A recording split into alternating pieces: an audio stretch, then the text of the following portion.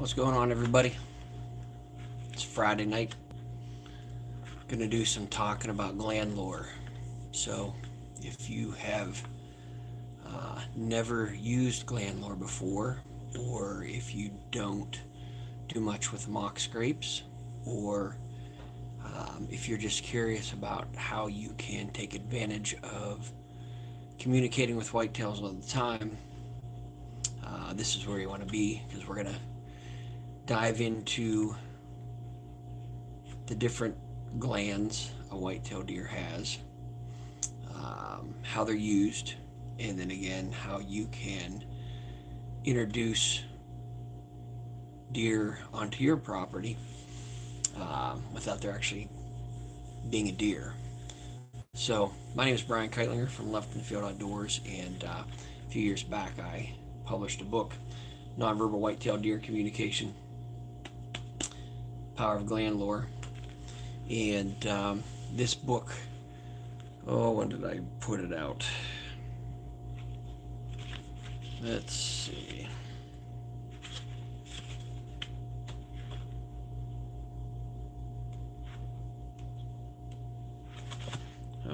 It came out in 2022. And so literally after 12 years of lots of observation, lots of trial and error with using gland lore from a good friend of mine, Smokey McNicholas from Smokey's Deer Lures.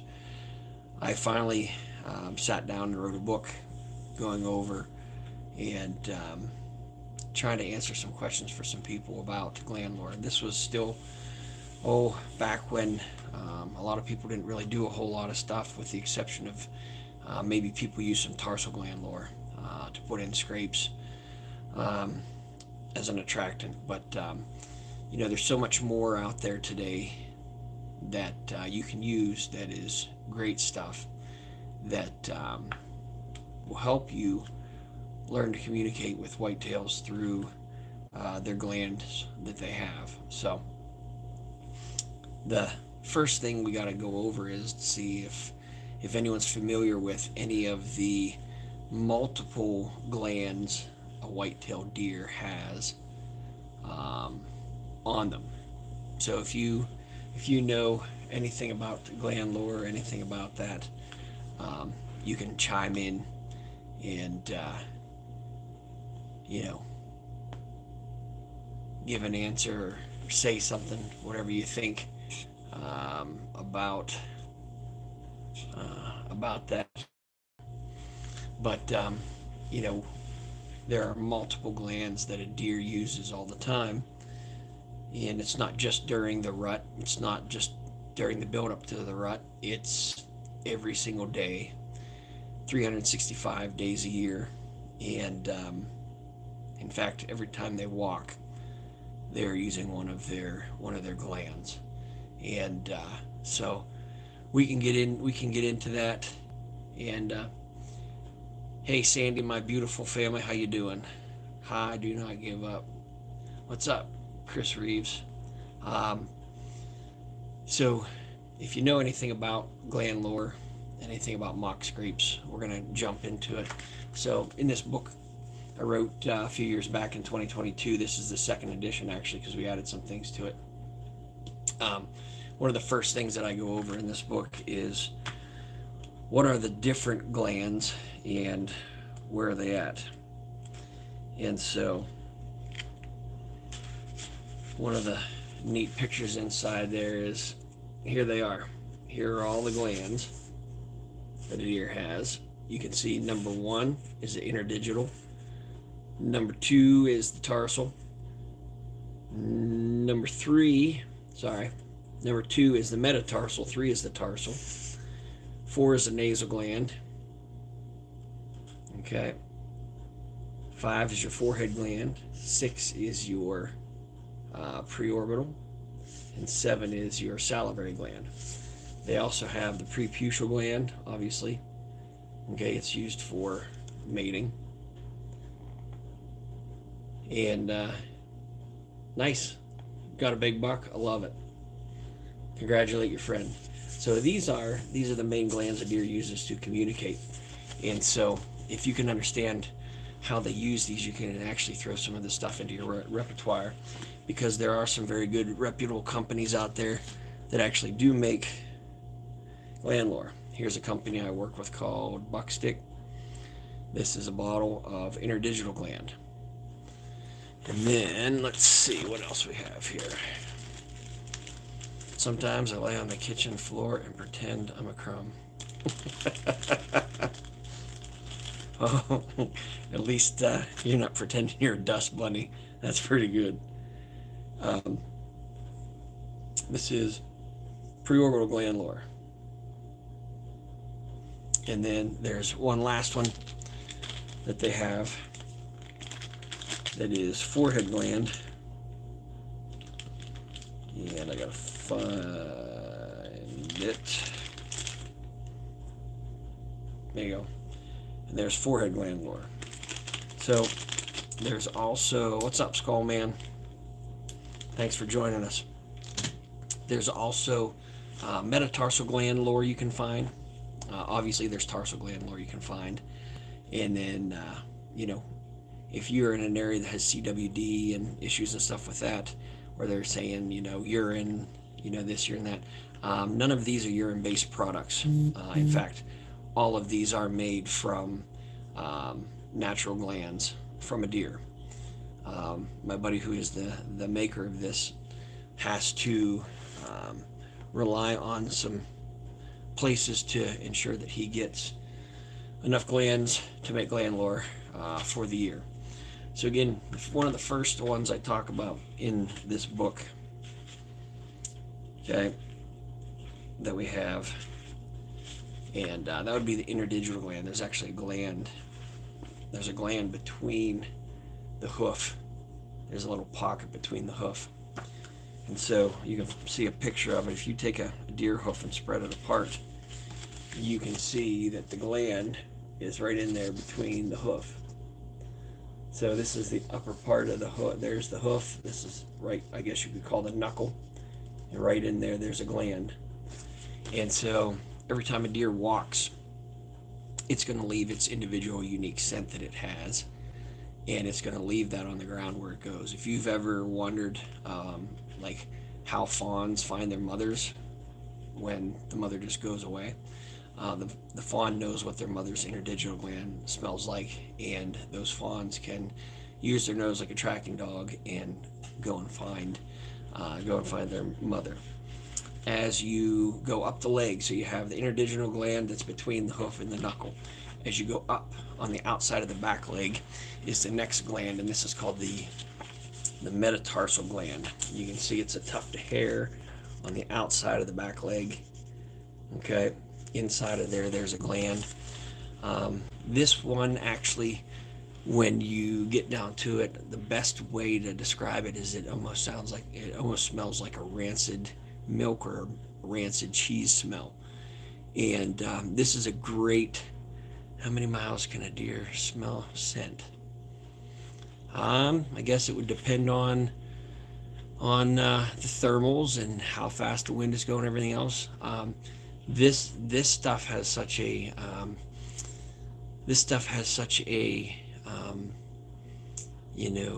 because it's all oil based, because the glands, there's an oil that the glands produce, all of them. I don't use very much of it, and I have deer coming from downwind to do that. Deer aren't going to go, I'd even say 100 yards out of their way, and to go smell something that they might get a tiny bit of, unless it might be estrus.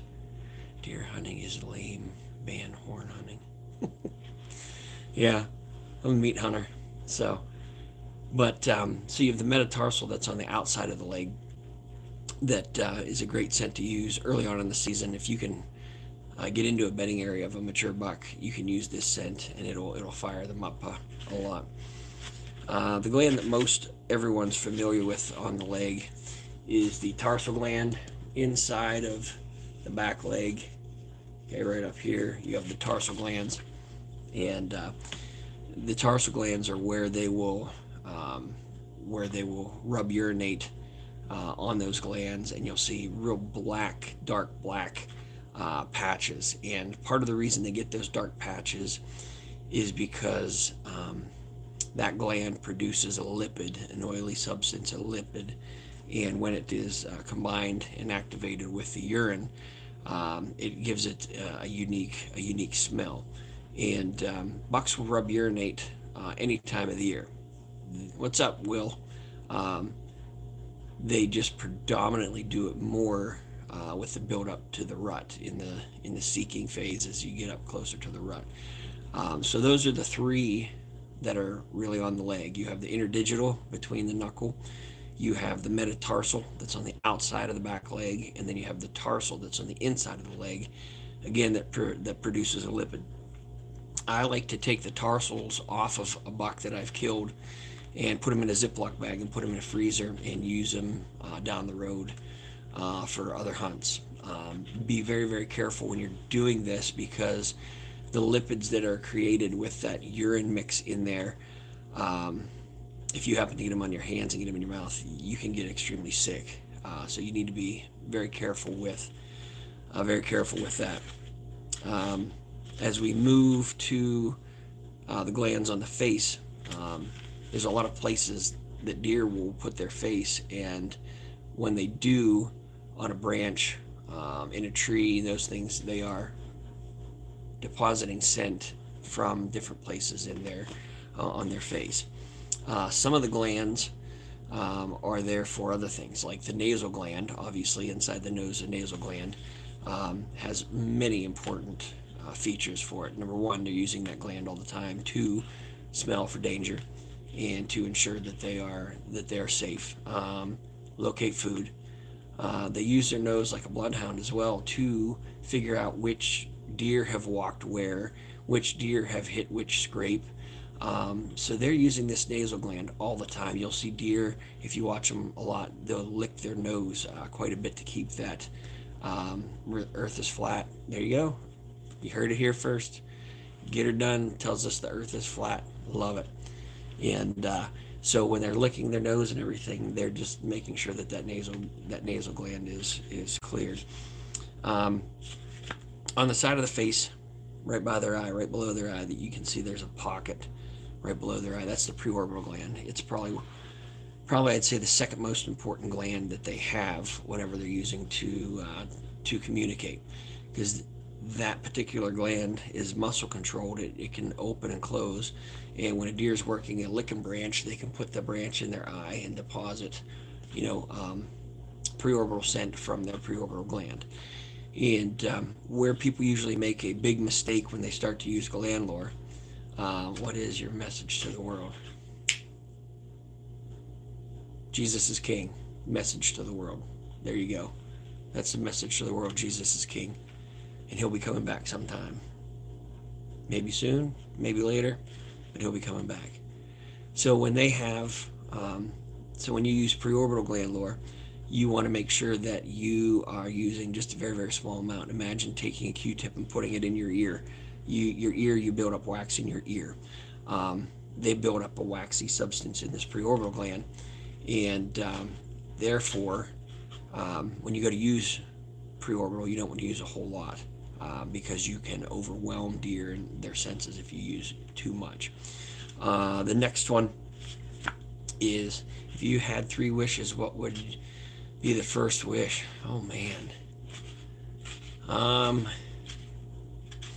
3 wishes, what would be the first wish?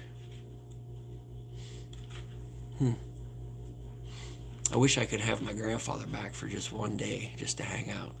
I think that would be a great wish, just to have my grandfather back for one day to hang out with him. That actually might be my only wish, because he was a great man and he was a special man, so that'd be a good wish. After the preorbital, you have the forehead gland that runs right between their antlers. That whole mop of hair that they have, basically from where their eyes meet and go back, that is their forehead gland, and that gland gets saturated, and all that hair in their, head. They, yeah. Um, what's interesting is February 8th was the 2-year anniversary of my grandmother's death. Um, she was 101 when she died, so we had her for a long time. And I'm lucky enough to still have my other grandmother around who is 97, which is fantastic.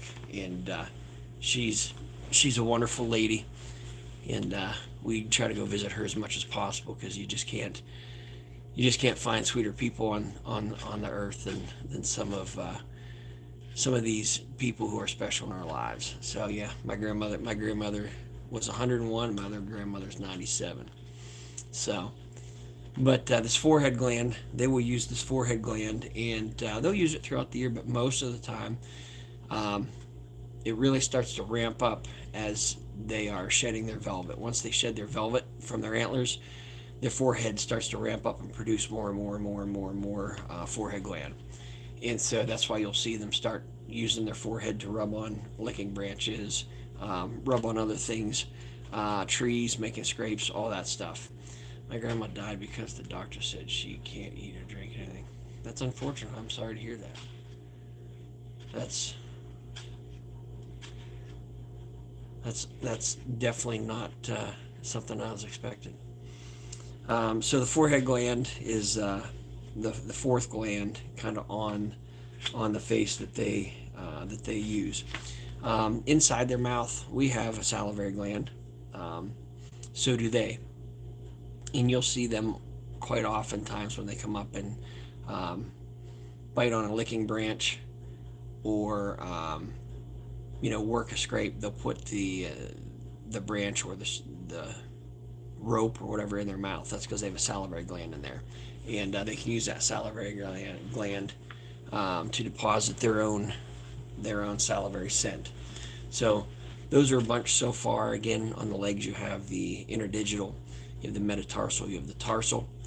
Um, on the face you have the nasal gland, you have the preorbital, forehead, and then you have the salivary gland as well. And you'll see deer go up and do those. So once you understand, those different glands, okay, and the preputial gland obviously is underneath them in their penile sheath. They'll use that to rub urinate, and they'll also use it to obviously reproduce. And all of those glands are used for them to communicate with each other amongst themselves throughout the deer community, wherever they're at. And so once you know what the glands are, you can start breaking things down and see how to use them. And there are three in particular that I prefer to use with mock scrapes. And these three are the three that are the most. Rebecca, I actually really, really do like Jesus. One of the things I did not too long ago after the death of my grandfather, who, it would be, I think, 7 years. My one grandfather's been gone 7 years. My grandfather I'd really like to have back for a day. Died when I was 16, and I don't know, I'm 51 now, so that was a long time ago. But one of the things I did was I actually wrote a daily devotional for hunters, a 30-day daily devotional for hunters.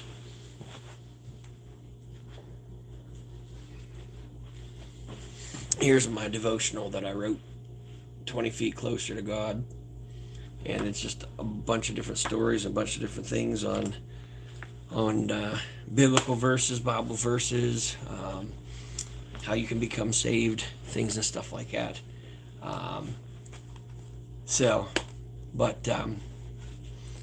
What we got again is once you understand how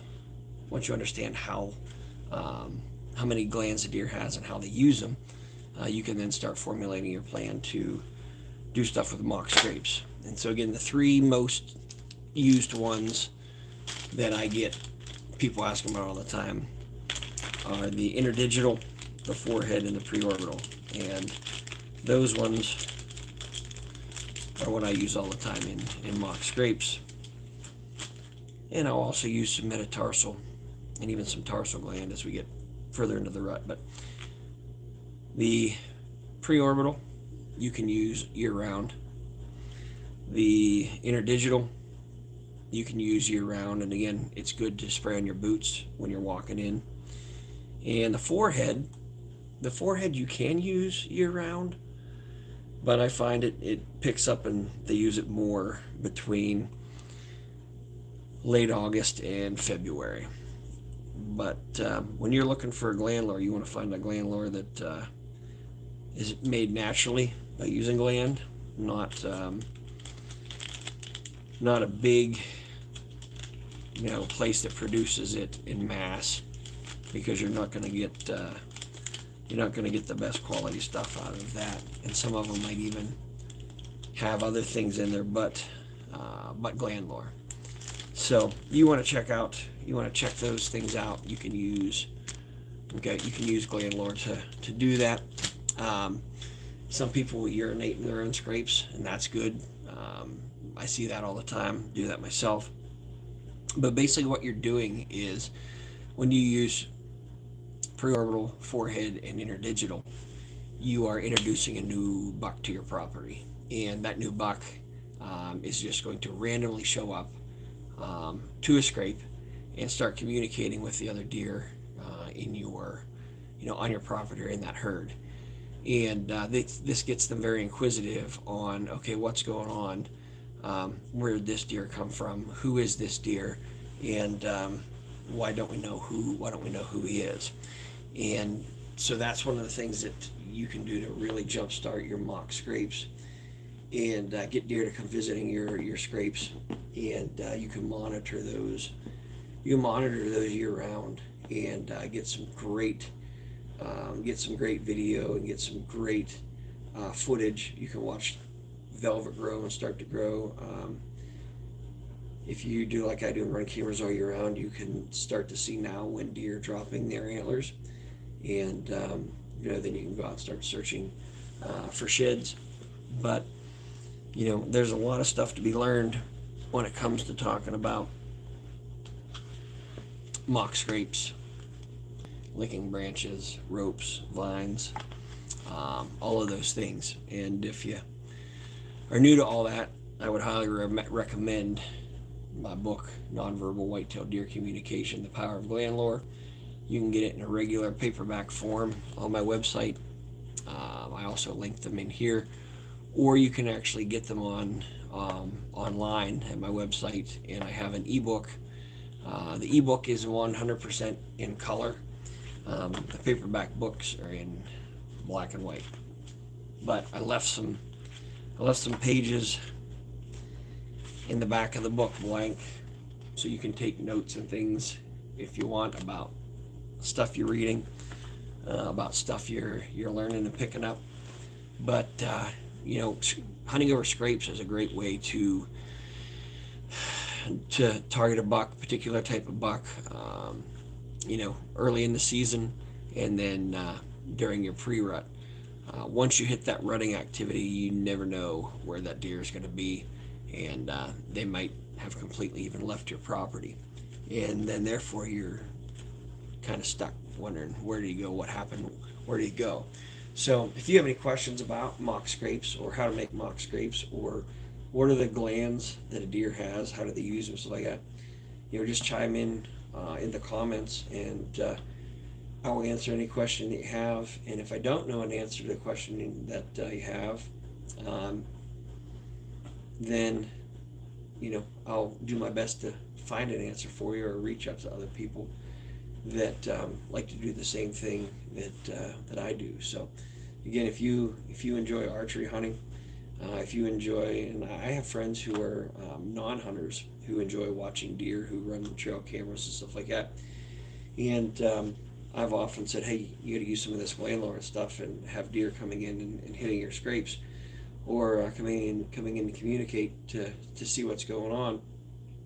And it's just a great way for them to check out wildlife and see what's going on.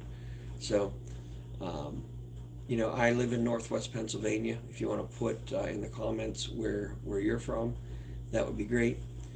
But we right now have about anywhere between 1.5 foot of snow and 2 feet of snow. But the whitetails are still pretty active. They're still out hitting scrapes. They're still out, um, you know, going to get food, all that other stuff. But they are doing quite a bit of stuff still at the scrape. When most people think that after the rut's over, deer quit hitting scrapes and doing that stuff. That's actually complete nonsense.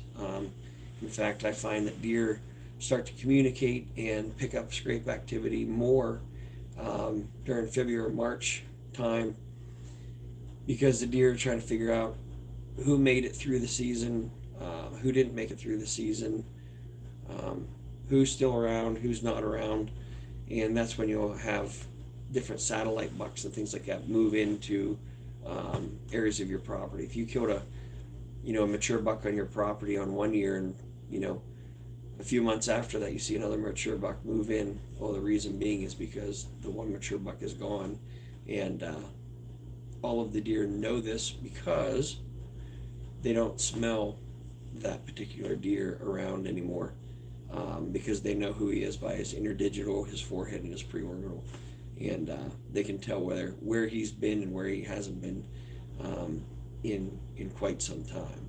So you can go onto my main page and check out any of my videos that I have on mock scrapes, how to use gland lore, all of those different things.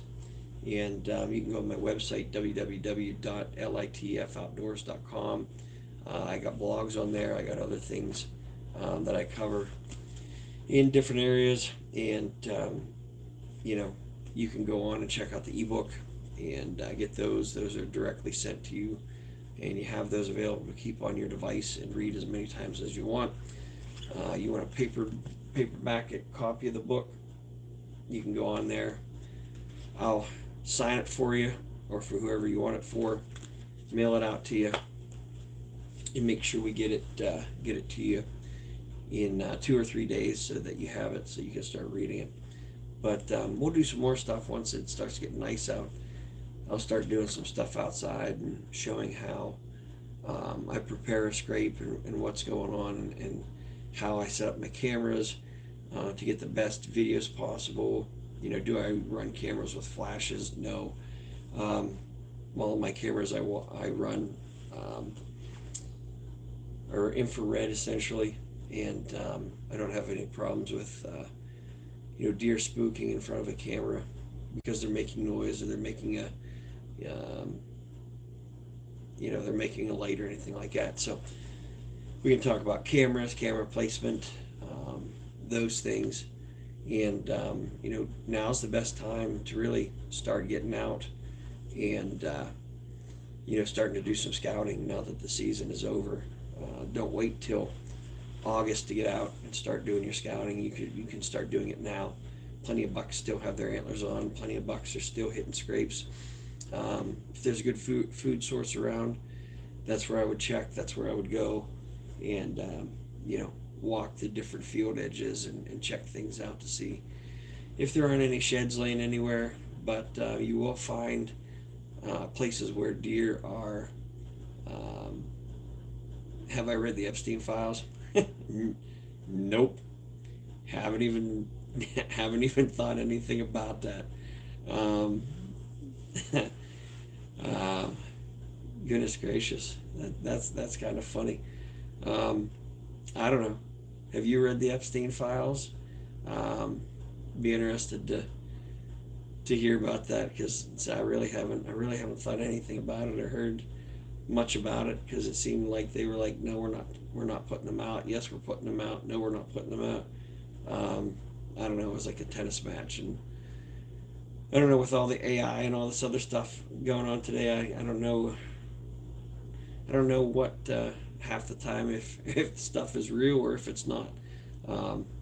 Maybe I'll have to sit down and take a look and get on and do some reading on the Epstein files and get myself up to date on those things. But I don't know. I don't have a whole lot of time to sit down and read stuff between preparing lessons for the classroom each day and the amount of writing I do for some different for some different companies. So yeah, so no, haven't read the Epstein files.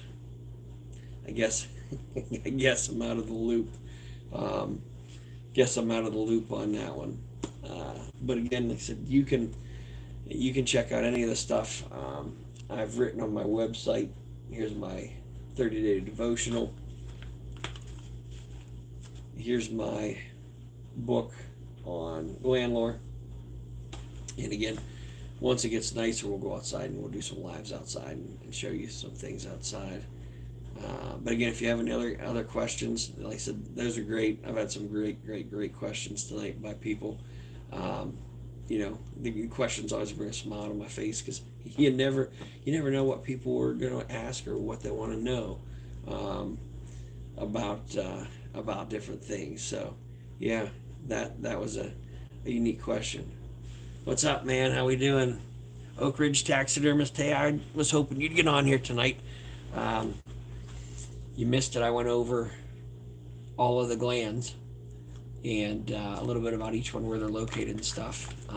If you want, comment below, and I'll go over them again. For whatever reason, last night, about an hour and 10 minutes in, my phone said it needed to reconnect and all that stuff. So for whatever reason, it didn't reconnect. So I just ended the live and went on from there. So what questions you got tonight? You want me to go back over?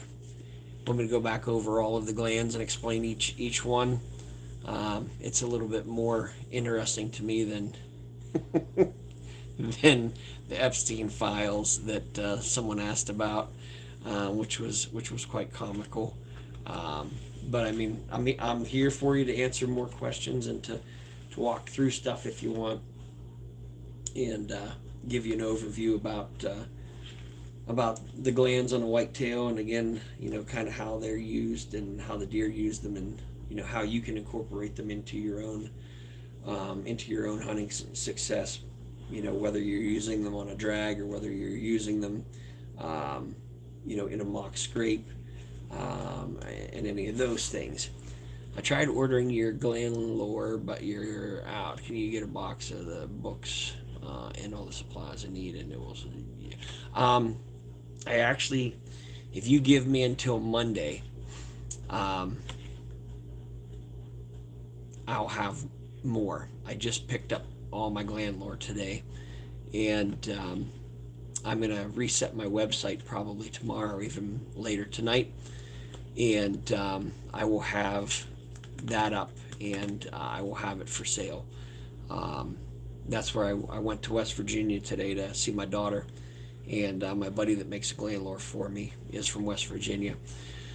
So he was able to bring my order and meet me at the Cabela's in West Virginia, and so I was able to get restocked. And believe me, I have plenty to last me for a few months before I'll have to get more.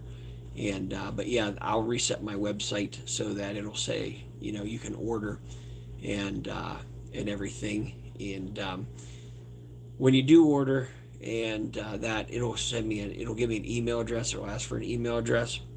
And once I have that, or if you have a pen and paper, I will give you my cell phone number.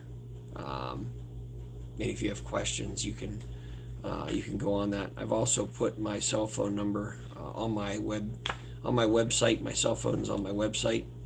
So if you go to my website, you can get my phone number if you want. I was thinking last night after we were talking about that buck that you're after, and my buddy that makes my gland lore, I think you'll like this. He makes a product called Doe Interdigital Plus. I actually think I have it on my website. It is great to use during the pre-rut and during the rut, because what it is an interdigital gland lore, and there is about 10% doe estrus in it. And so what it mimics, or what it does, is it mimics a doe that is beginning to come into estrus. And it's great to use on a drag. It's great to use on your boots. I like to use it with a decoy. I'll use a doe decoy and set up my food plots, and I'll put some on my boots and walk to my doe decoy. And I'll even take cotton balls and I'll put the cotton balls on the doe decoy's feet, and I'll put some drops of that in it. And it has worked very well for me a few years in a row. But that's the Doe Interdigital Plus. Again, I do believe I have some on my website. If you give me a second, I'll look and see right here. I'll show you a bottle of it. Give me a second and let me see.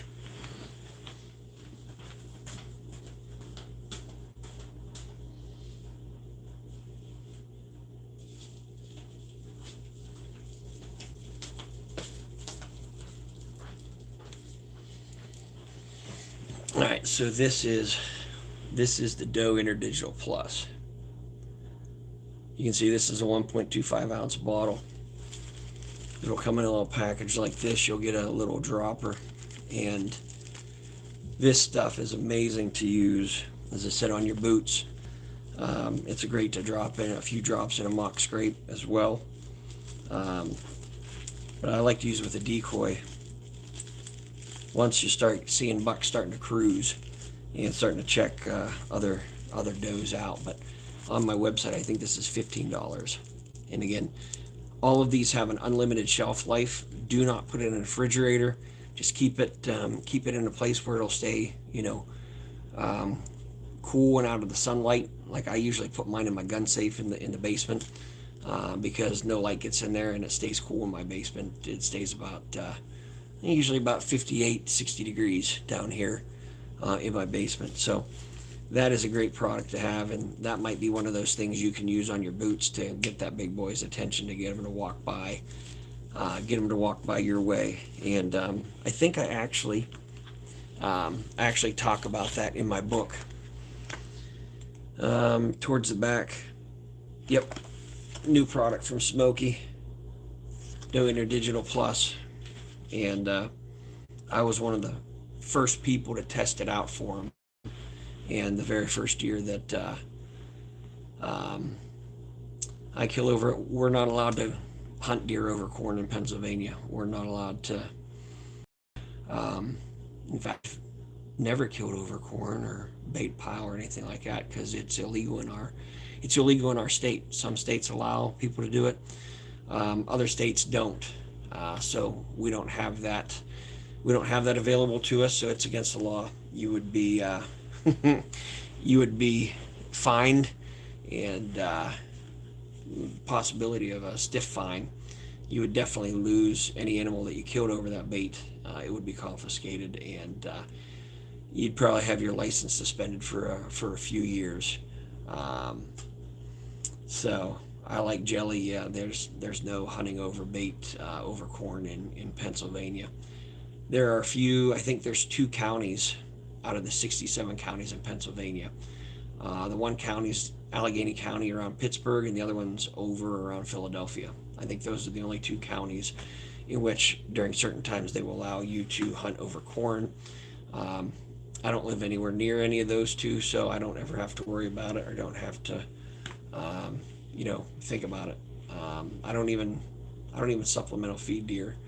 We have so much food around us with acorns and ag, with corn and soybeans and everything else, that I don't feel the need that I have to feed them. I wish I was allowed to run minerals and give the deer minerals in the spring when they need them, and those things, but not allowed to do that in Pennsylvania. So Oak Ridge Taxidermist, you still with us, buddy? Again, if you are, just chime in there, ask any questions you have that you got, because I'm probably going to wrap up here pretty soon. Got a long day again tomorrow, Valentine's Day, spending the whole day with my wife. Gonna go do some things, take her out, do some running around, maybe take her to her favorite winery so she can pick out some bottles of wine, and then we'll grab some lunch and hang out the rest of the day and go for a walk if it's warm enough. Watch the Olympics if we see anything on there. to do that. Are you allowed food plots? Yes, you're allowed food plots. This is one of the things that people in Pennsylvania sit there and go, why are you allowed to have food plots but you can't hunt over corn? Man, I've heard it answered a gazillion different ways. Basically, you know, when you put in a food plot, that food is going to grow there naturally because you've tilled the ground, you put the seed in, it's going to grow there naturally. You've done that. Taking and dumping out a big bag of corn, you're putting there artificially. I guess it's really kind of the way it's been explained to me. Um, I got buddies that live in Ohio. They hunt by feeders, over corn and stuff like that. Um, I don't know if any of them have ever been really successful harvesting a big mature buck over a bait pile or over a feeder, but every state is different. But yeah, we are allowed to have food plots. You can put in clover, chicory, oats, brassicas, radishes, all kinds of different things. I run water holes on my property. I don't know why you're allowed to put a water hole anywhere and it's not considered baiting, but that's just the way it is because deer gravitate to water, especially if it's a dry fall and everything. They will gravitate to water. So we have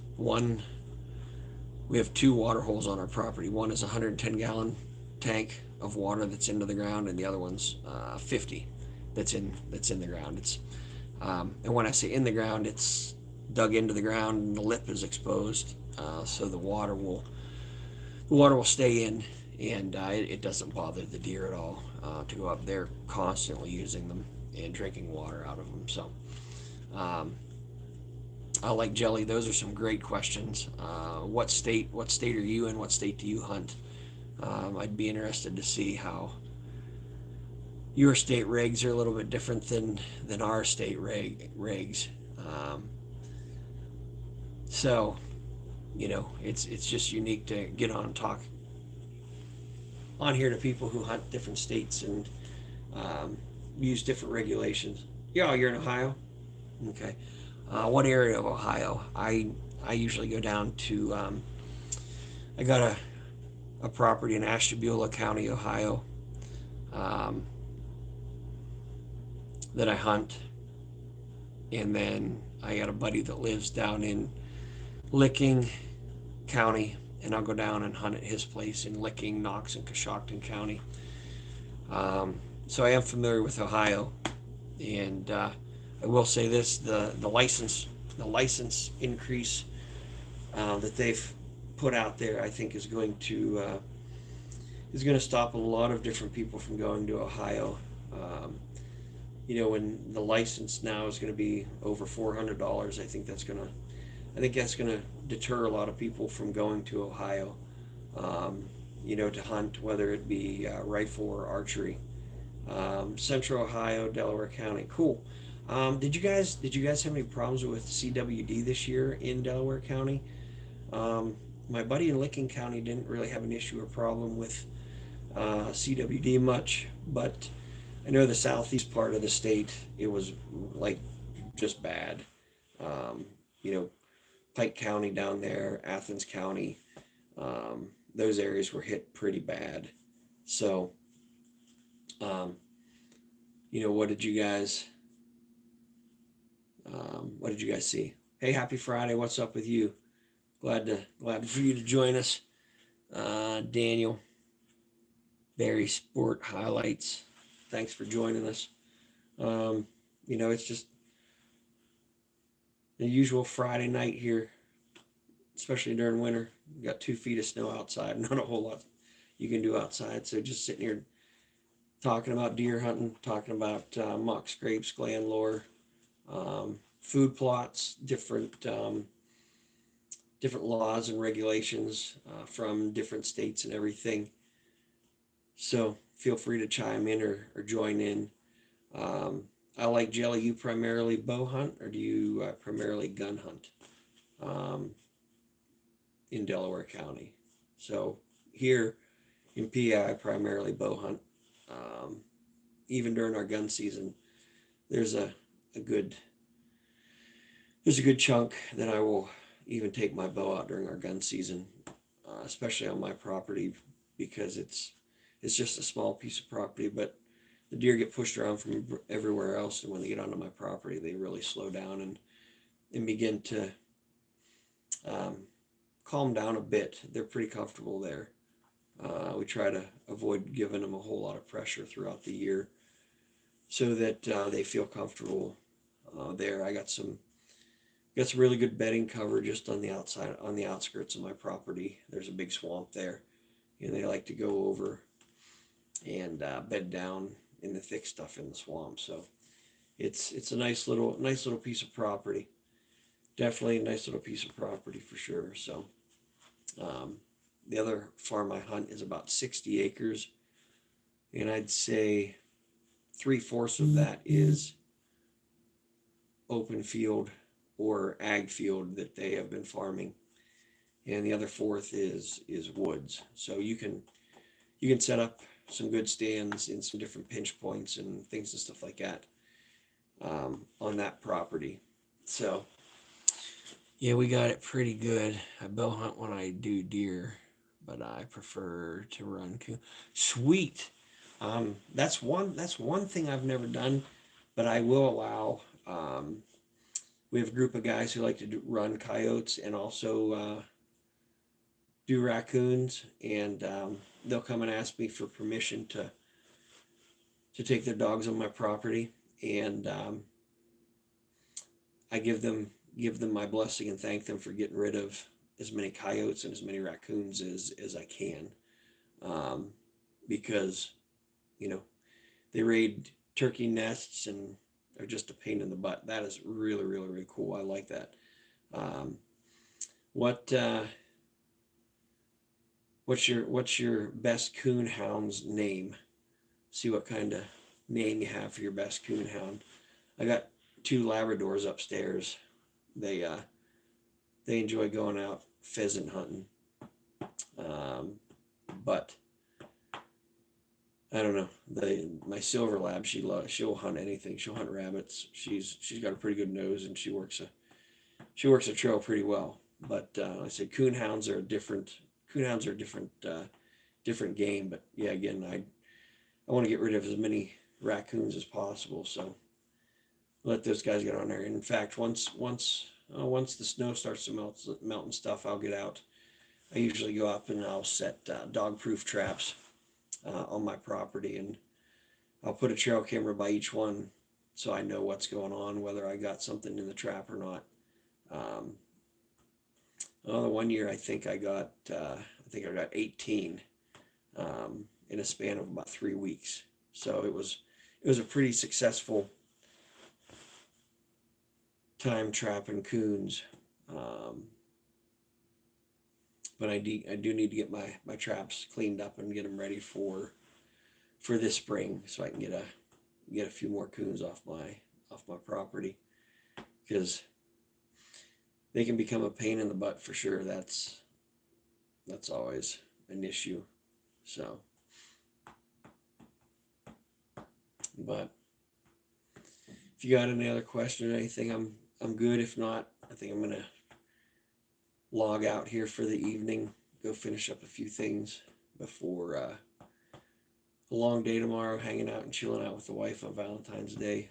If you got that special someone you got to hang out with, go do it, make it feel special. There's a lot of times when we get going during the hunting season where we're hyper focused on ourselves and forget about our loved ones, and that's not a great thing. We all want to be noticed, loved, and appreciated. So it's been a pleasure chatting with you guys and chatting with everybody. Again, you can check out my website, www.litfoutdoors. Hey, thanks. I like Jelly. I appreciate it.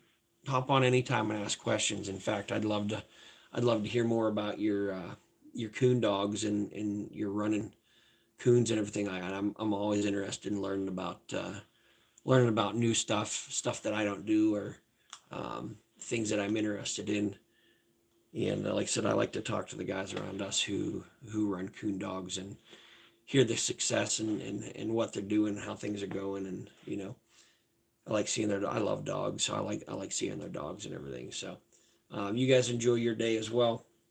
God bless. Thank you guys for checking in. We'll see you on the flip side.